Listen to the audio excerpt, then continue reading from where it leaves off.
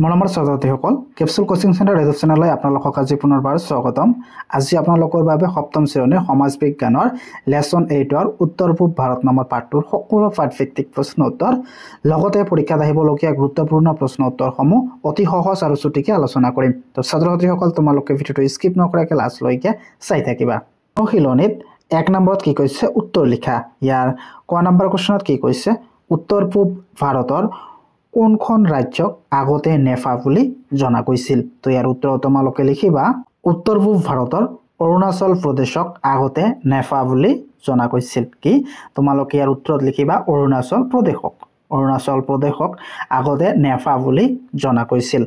তাৰ পিছত কোৱেশ্যন খত কি কৈছে কোনখন ৰাজ্যৰ ঠেক সমভূমি অংশই উত্তৰ পূব ভাৰতক ভাৰতৰ ভূখণ্ডৰ লগত সংযোগ কৰিছে।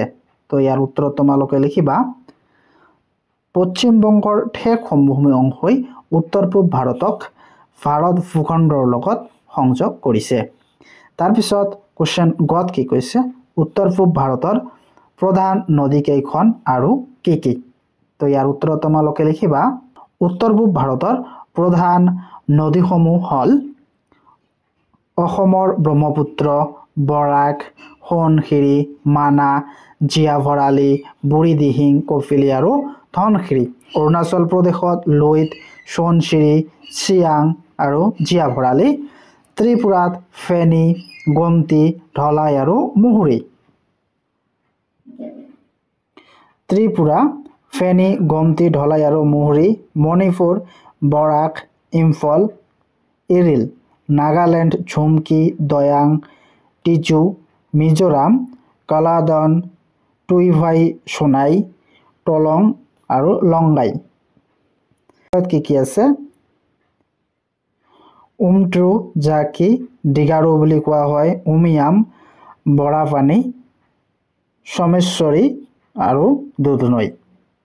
তাৰপিছত কোৱেশ্যন ঘত কি কৈছে পাহাৰীয়া অঞ্চলতকৈ সমভূমি অঞ্চল কৃষি কাৰ্যত আগবঢ়া কিয়।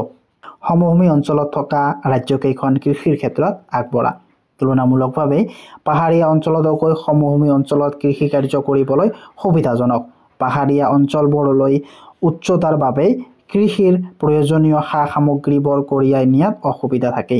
মাটি ওখৰা মোখৰা হোৱাৰ বাবে চহাবলৈ কষ্টকৰ। জলসিঞ্চনৰ ক্ষেত্ৰতো পাহাৰীয়া অঞ্চলৰ সমস্যাৰ সন্মুখীন হ'বলগীয়া হয়। সমভূমিত নদী, পুখুৰী, জলাশয় আদিৰ পৰা পানী যোগানৰ সুবিধা থাকে। তাৰোপৰি পাহাৰীয়া অঞ্চলত জলবায়ু সকলো ধৰণৰ খেতি বা কৃষিকাৰ্যৰ বাবে অনুকূল নহয়। পাহাৰীয়া ৰাজ্যকেইখনত স্থানান্তৰিত খেতি অৰ্থাৎ ঝুম খেতি কৰা হয়। পিছত 9 নম্বৰ কোৱেশ্যনত কি কৈছে উত্তৰ পূব ভাৰতৰ কোনখন ৰাজ্য উদ্যোগৰ ক্ষেত্ৰত আগবঢ়া। তো ইয়াৰ উত্তৰত তোমালোকে লিখিবা কি অসম। উত্তৰ পূব ভাৰতৰ অসম ৰাজ্যখন উদ্যোগৰ ক্ষেত্ৰত আগবঢ়া।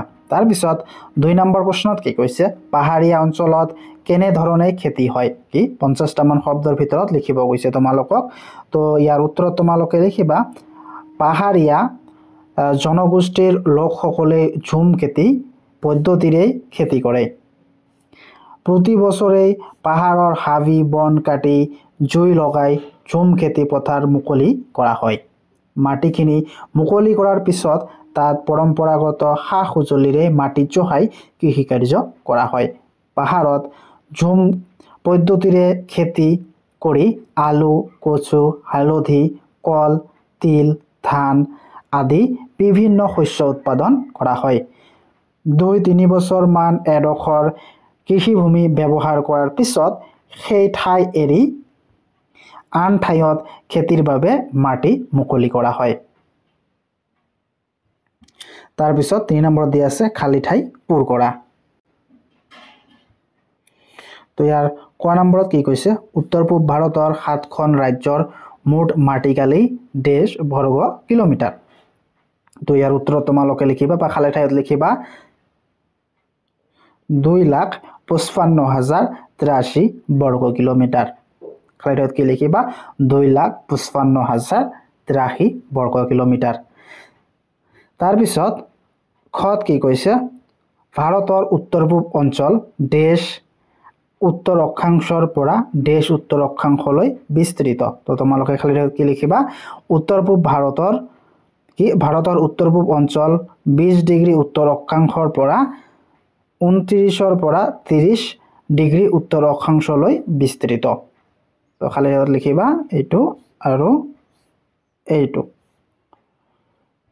তাৰপিছত কোশ্চেন গত কি কৈছে উত্তৰ পূব মৌচুমী বতাহ দেশ কালত বয়। তো উত্তৰত কি লিখিবা শীতকালত। খালি লিখিবা শীতকালত। তাৰপিছত 9 নম্বৰত কি কৈছে উত্তৰ পূব ভাৰতত মুঠতেই দেশখন ৰাজ্য আছে। তো তোমালোকে জানা উত্তৰ পূব ভাৰতত মুঠ 7খন ৰাজ্য আছে। খালি লিখিবা 7।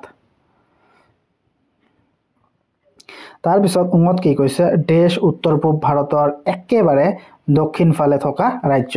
তো ইয়াৰ উত্তৰত বা খালি ঠাইত লিখিবা মিজোৰাম। মিজোৰাম হল উত্তৰ পূব ভাৰতৰ একেবাৰে দক্ষিণ ফালে থকা ৰাজ্য। তাৰপিছত 4 নম্বৰত কি কৈছে উত্তৰ পূব ভাৰতৰ মানচিত্ৰ এখন আঁকি তলত দিয়া যথাস্থানত বহোৱা। তো এনেদৰে তোমালোকে মানচিত্ৰখন অঁকাবা।